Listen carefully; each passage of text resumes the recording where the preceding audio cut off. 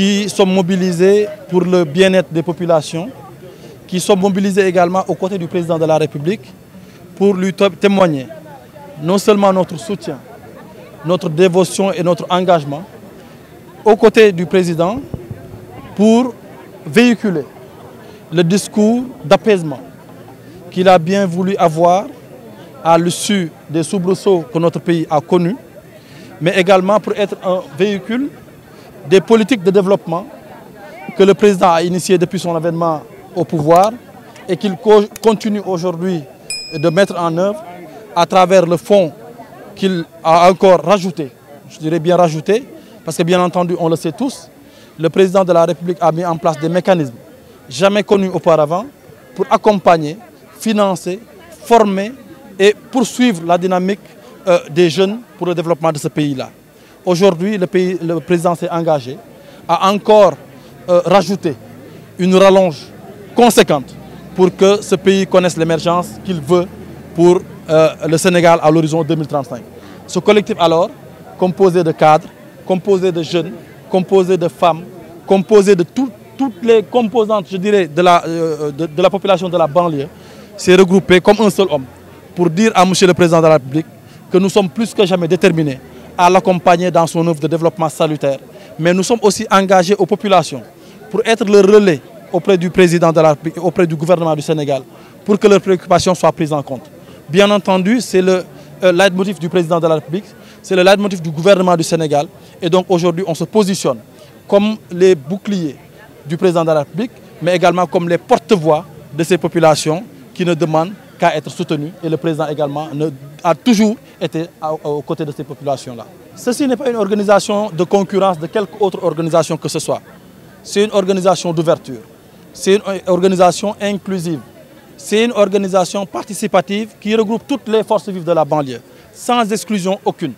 Nous avons tendu la main à tous les cadres de ce département, à tous les dirigeants, en tout cas tous ceux-là qui veulent œuvrer pour le bien-être des populations, pour accompagner le président, sont bienvenus dans ce cadre-là et ils sont invités. Donc nous ne sommes pas en concurrence avec qui que ce soit. Nous sommes sur le terrain pour travailler aux côtés de M. le Président de la République, pour que son message soit entendu, pour que également les populations comprennent que leurs préoccupations ont été prises en compte. Mais nous sommes ici pour, peut-être, si on parle de deuxième vague, nous, on l'entend dans le sens de cette maladie qui a été à l'origine de plusieurs maux du Sénégal. Ces maux-là, justement, qui ont poussé la jeunesse, pour certains d'entre eux, à perdre leurs emplois, ce qui n'est pas le propre seulement du Sénégal. Dans les pays les plus avancés au monde, on a connu des millions de pertes d'emplois, donc le Sénégal ne pouvait pas être épargné. Et ces frustrations ont engendré peut-être la série de violences qu'on a connues, même si elles ne l'excusent pas. Cela constitue aujourd'hui la préoccupation majeure du président de la République. Et ce sont ces préoccupations que nous portons pour y apporter, aux côtés du président, les réponses idoines. Ce sont justement ces questions essentielles de l'heure et de l'avenir qui nous préoccupent et qui préoccupent le président de la République. Cette jeunesse-là, moi, je ne l'ai pas entendue. Moi, j'ai entendu une jeunesse aujourd'hui mobilisée, comme un seul homme, pour travailler pour le futur de ce pays-là, pour leur devenir propre, mais également pour l'émergence du Sénégal. Et c'est cette jeunesse avec laquelle nous entendons travailler, et cette jeunesse à laquelle le président a fait appel, et lui a tendu la main, lui a tendu une nouvelle perche de 350 milliards qui n'est pas négligeable. Mais je pense que ça, c'est une position objective. Comme toutes les politiques publiques, l'allocation sera faite dépendamment des besoins qui seront exprimés et qui seront également calculés suivant des critères objectifs. Le président de la République, lui-même, il est scientifique. Il est entouré également de plusieurs scientifiques qui l'accompagnent dans la décision politique. Donc on ne doute pas un seul instant que ces fonds seront destinés et seront aussi gérés de la façon la plus transparente et la plus objective possible. li waral jotaay bi comme ni mu ko waxee rek sama camarade Modou Gueye jaar na si léegi fii tey collectif des forces vives de la banlieue ñoo fi tase te ku dégg force vive de la banlieue ay force la yu daje bi si njëkk tey moom gis ngeen ko tey moom partem la andi ñëw dugal ko si biir ko force vive de la banlieue lu mel ni tey benn collectif des anciens de la paire, bon je ne dis pas les anciens mais les authentiques ñi nga xam tey bokk nañ si ñu sant ci parti si département de Pikine ñoo ngi fi. am na benn plateforme bu ñu naan plateforme des cadres républicains du département de Pikine ñoo ngi fi am na benn mouvement bu ñu naan mouvement BMS les boucliers du président Macky Sall ñoo ngi fi ak yeneen force yoo xam ne tey ñoo ngi fi teew les sages du département de Pikine gis naan tey une forte mobilisation magu département bi loolu rek day wane ni rek tey lii du yëfu xale yëfu mag la te yëfu mag bii tey ñu fi teg yaakaar naa ne dafa jóg pour andi un soutien au président Macky Sall parce que tey fu ñu toll si réew mi loolu moo ñu fi tax a toog jàppale ko tey si politique am bii nii si discours bii mu tey mu jàllale ñu fexe tey discours am boobu noonu tey askan bi tey jot yaakaar naa ne tey loolu gën a nekk suñu taxawaay mooy soutenir ko dans un premier temps mais fexe tamit nekk ay relais dans les communes ba ñëpp askan bi tey ku si nekk jot li nga xam tey moom mooy message le président Macky Sall. comme ni ko sama camarade waxee léegi lu mu ko waxee léegi ñun créé ñu dara pour concurrencer kenn dañoo taxawal mbir pour soutenir le président Macky Sall yaakaar naa ne question de concurrence amu fi parce que loo leen bokk mënul am concurrence li ñu taxawal nii force vive de la banlieue la dépasse na même la majorité présidentielle. am na ñeneen ñoo xam tey bokkuñ sax doo defuñu politique ñëw nañ tey bokk si pour soutenir le président Macky Sall yaakaar naa loolu tey jógul tey pour xeex kenn. jógul tey pour concurrence kenn dañoo jóg pour jàppale président parce que tey askan bi tey message bi ñu ko lancé dégg na ko bu baax te jël na si ay mesures yoo xam ne tey ñun askan bi tey ñun politique dañ ko si jàppale bu baax a baax ba askan bi tey jot message bi askan bi tey li muy xaar si président Macky Sall ñun président Macky Sall ñu eggale loolu noonu xam nga loolu nekkul décision boo xam ñu ñoo si joxe ay position yaakaar naa loolu président Macky Sall moom la sénégalais fal moom tey moo yor bindukaay bi moom mooy tànn ku ko neex dénk la moom am si nit confiance dénk la donc loolu amuñu si benn position bu ñu siy jël li ñu siy wax rek mooy askanu banlieue bi tey nañ ci gis seen bopp bu baax a baax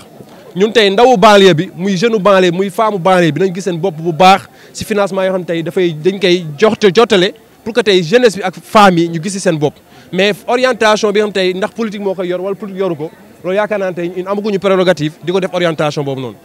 mbirum financement dafa complexe donc loolu tey man xam naa si lu bëree moo tax te bëgguma si dugg sax mais li ma mën a wax te mu leer ma mooy xam nañ askanu banlieue bi tey soxla nañ ñu leen jàppale muy ndaw ñi muy jigéen ñi te ñun foofu la ñuy ñaaxee son excellence le président Macky Sall pour que mu jàppale ndaw ñi ak jigéen ñi te yaakaar naa ne tey loolu noonu tey dégg na ko bu baax parce que dafa ne dégg naa ndawu banlieue waxul ndawu Sénégal de ndawu banlieue la wax bu muy def discours am donc loolu moo kon donc leer na nañ si bopp ñëpp donc dañoo ne tey ñun xam nañ tey fu mu jëm si loolu mu jëm tey si loolu lañ koy jàppale si loolu lañ koy encouragé si loolu lañ koy gën a soutenir voilà. DER joué na sa partition DER joué na son rôle parce que ni su la dénkee mbir mu nekk pour Sénégal bi yëpp DER nekkul pour la banlieue dafa nekkoon pour Sénégal bi yëpp ñu dénk ko benn ndaw aussi pour mu yor ko pour mu jàppale ndawu banlieue ak ndawu Sénégal ak les femmes yaakaar naa tey li mu war a def yëpp def nañ ko maintenant bilan bi nag tey pour man du man maay taxaw fii di ko parce que loolu nekkul objet wu suñu point de presse bii nii. loolu moom yaakaar naa ni loolu yee fitna lu jot a moytu la parce que yaakaar naa ne tey ñun ñëpp nous sommes encore peinés parce que suñuy doom suñuy rak suñuy jarbaat ñoom ñoo si dee moom su toogee di ñaan yàlla tey pour deuxième vague amaat kon yaakaar naa ne tey yéenam famille sénégalais yi jàmm parce que kuy wax ni tey deuxième vague kon tey ñoo ngi si 13 xaw ma 14 morts kon deuxième vague tey ay morts yu bëri la donc moom loolu penew ko loolu man yaakaar naa ne sama xol bii de yéenewul benn nit Sénégal tey di dee si ay manifestation donc su ñaanee tey sénégalais tey jógaat di defaat lu mel noonu c'est parce que tey kooku boppam moo ko tax a jóg te yaakaar naa ne tey kooku noonu tey Sénégal tax kaa jóg loolu affaire civile la affaire loo xam tey entre ñaari nit la nañ dem si tribunal moom wax na kooku wax na nañ dem ñu lijjanti ko yoon atte mais li nga xam ne tey askan bi la tey ñoom askan am nañ benn préoccupation parce que manifestation bi mu amee rek ay dizaines de milliards yàq nañ alalu jaamur yàq nañ fu lu nekk te loolu tey ñu yàq ay nit ay doomu aadama yoo xam tey dañu jóg fajar di liggéey guddeeg bëccëg teg seen alal ñu yàq ko si noonu donc tey ñun tey soxlaw ñu fitna soxla parce que dëkk yu am fitna yëpp gis nañ fu ñu mujj yaakaar naa jàmm tey moo gën lépp kuy wut ay nag yaakaar naa tey kilifa diine dégg nañ ko kilifa aada yi dégg nañ ko sénégalais yi dégg nañ ko nee na seen doom préparé waat ñun nañ pare waat dee na seen doomu sénégalais yi maanaam doomu Sénégal yi na doom ñëm ñi jógaat dem deewi jiwaat man loolu laay comprendre son discours te yaakaar naa ku jóg naa nit ñi nañ dem deewi jiwaat kooku daal ku jar a moytu la nekkul nit ku baax nitu fitna la appréciation boobu noonu man mënu ma ko wax fii nii nee naa la tey li ma fi andi tey mooy beneen cadre laa fi ñëwee su nekkee si évaluation DER su ma fa toogee dinaa ko fa wax mais fii nii tey li ma fi andi collectif des forces vives de la banlieue moom moo ñu fi andi si loolu laay wax